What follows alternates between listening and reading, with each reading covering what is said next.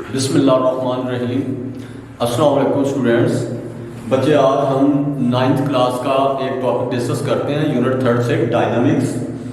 Chapter हमारा dynamics और उसके अंदर बहुत ही इंपॉर्टेंट टॉपिक है हमारे पास जो कि Newton second law of motion. Newton first law of motion के बाद Newton second law of motion बहुत ही इंपॉर्टेंट टॉपिक है। देखें जरा इसकी स्टेटमेंट। सबसे पहले, when a net force acts on a body it produces an acceleration in the body.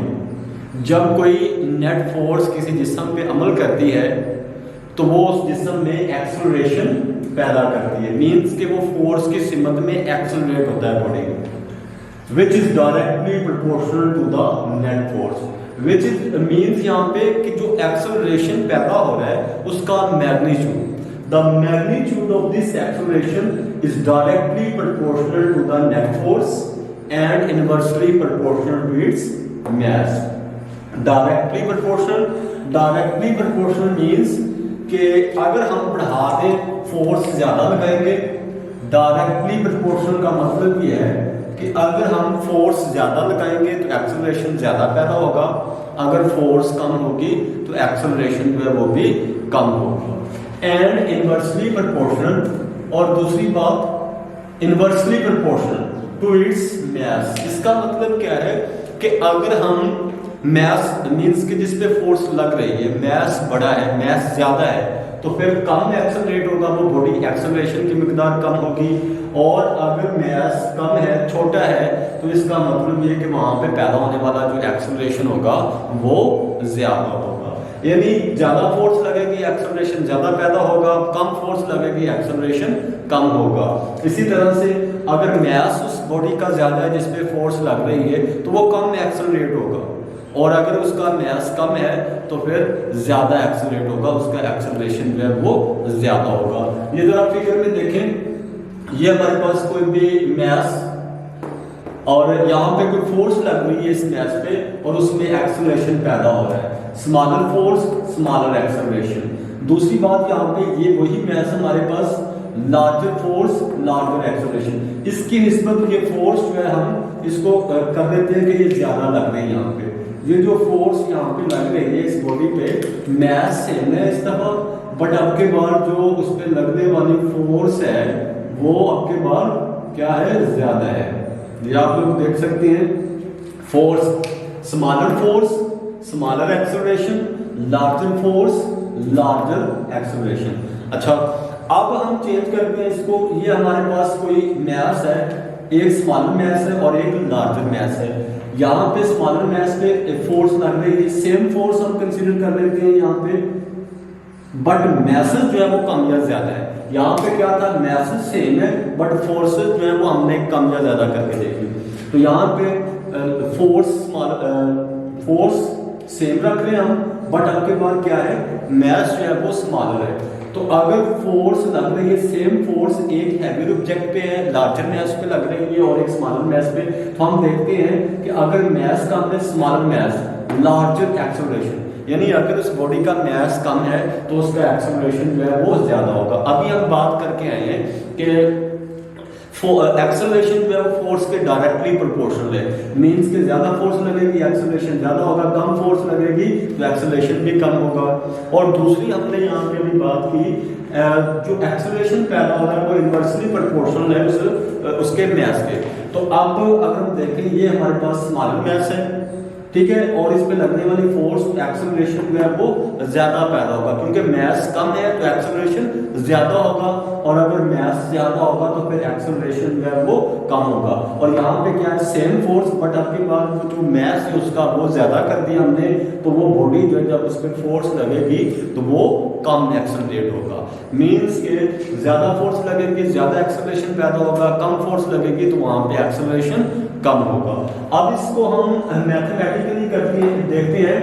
जिस तरह डेफिनेशन में इसकी स्टेटमेंट में हमने बात की, एक्सेलरेशन डायरेक्टली प्रोपोर्शनल फोर्स से। अच्छा, हमारे पास ये आ गई एक इक्वेशन इसकी, इसको ऐसे लिख लेते हैं हम, एक्सेलरेशन डायरेक्टली प्रोपोर्शनल, हमारे पास एक्सेलरेशन यहाँ पे डायरेक्टली प्रोपोर्शनल फोर्स के, अभी हमने बात की। दूसरी बात, एक्सेलरेशन इनवर्सली प्रोपोर्शनल हमारे पास क्या, उसके मैस के, ठीक है। अब हम इन दोनों इक्वेशंस को कंबाइन फॉर्म में लिखेंगे, एक्सेलरेशन ऐसे ही, उसके अलावा फोर्स के वो डायरेक्टली प्रोपोर्शनल तो हमने लिख दिया, फोर्स के डायरेक्टली प्रोपोर्शनल और मास के इनवर्सली प्रोपोर्शनल, मींस कि हमने इस इक्वेशन को, ये जो अलग अलग थी हमारे पास इक्वेशन, उनको हमने कंबाइन फॉर्म में यहाँ पे कुछ इस तरह से लिख दिया है। इक्वेशन आ गई हमारे पास। अब हम एक्सेलरेशन डायरेक्टली प्रोपोर्शनल फोर्स के and inversely proportional mass, next step में हम क्या करते हैं, फोर्स ऐसे में लिख देता हूं, मास को इधर जाके मल्टीप्लाई कर देता हूं, मींस के फोर्स डायरेक्टली प्रोपोर्शनल एम में, ये इक्वेशन आ जाएगी हमारे पास। नेक्स्ट स्टेप में हम क्या करते हैं, F इज इक्वल टू के एन ए, प्रोपोर्शन हट जाएगा, प्रोपोर्शनैलिटी कांस्टेंट आ जाएगा और इक्वल आ जाएगा। यहाँ पे के हमारे पास यहाँ पे क्या है, के हमारे पास है प्रोपोर्शनैलिटी कांस्टेंट, ठीक है। अब हम इसकी वैल्यू पुट करते हैं प्रोपोर्शनैलिटी कांस्टेंट की, के इज इक्वल टू 1। अगर हम इस इक्वेशन में 1 पुट करेंगे तो हमारे पास वैल्यू जो है वो एन ए लिखी जाएगी। तो force is equal to N A, तो ये जो इक्वेशन है F is equal to M A, ये फोर्स की इक्वेशन है और इसको हम Newton second law of motion का भी नाम देते हैं। नेक्स्ट हमारे पास इसका यूनिट क्या है, यूनिट जो है F is equal to M A, ये हमारे पास इक्वेशन आ गई यहाँ पे, ये देखें फोर्स की इक्वेशन क्या है हमारे पास, M A, F is equal to M A.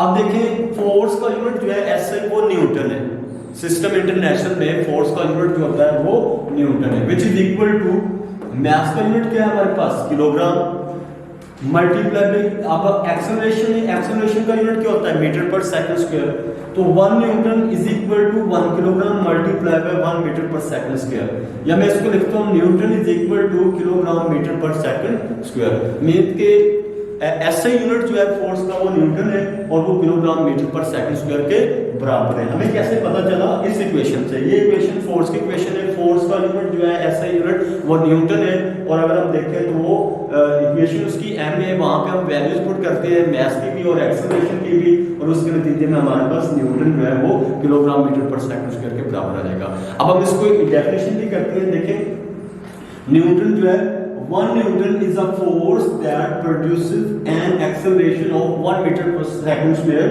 in a body of mass 1 kilogram। 1 Newton वो फोर्स है जो 1 मीटर पर सेकंड स्क्वायर का एक्सेलरेशन पैदा करती है, जबकि वो बॉडी जो है उसका मास 1 किलोग्राम हो। यानी जब कोई फोर्स 1 न्यूटन की फोर्स किसी जिस्म पे अमल करे और वो बॉडी जिस पे वो अमल कर रही है उसका मास 1 किलोग्राम है, तो उसमें जो पैदा होने वाला एक्सेलरेशन होगा वो 1 मीटर पर सेकंड स्क्वायर होगा।